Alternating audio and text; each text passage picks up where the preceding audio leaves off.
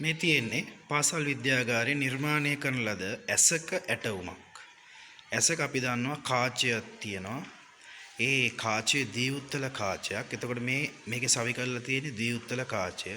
අපි බලමු මේකෙන් කොහොමද ප්‍රතිබිම්බයක් නාභිගත කරන්නේ දෘෂ්ටිවිතානයේ මත. අපි දන්නවා ප්‍රතිබිම්බයක් නාභිගත වෙන්නේ දෘෂ්ටිවිතානයේ මත යටිකුරු ප්‍රතිබිම්බයක් විදිහට.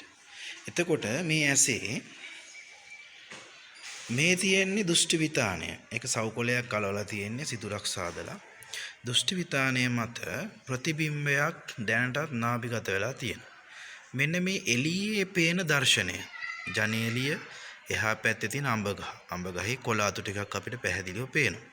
එතකොට ඒ දර්ශනය දැන් මේ දෘෂ්ටිවිතානය මත කොහොමද වැටිලා තියෙන්නේ?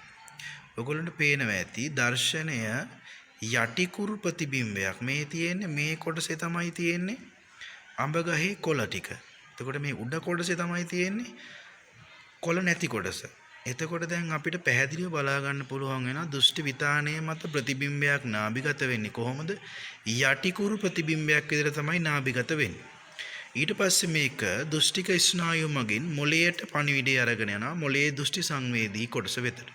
ඒකෙදි ප්‍රතිබිම්බය නැවත උඩුකුරු කරලා අපිට නිවැරදි ප්‍රතිබිම්බයක් විදිහට මේක අපිට හඳුන්වා දෙනවා මොළය මගින්.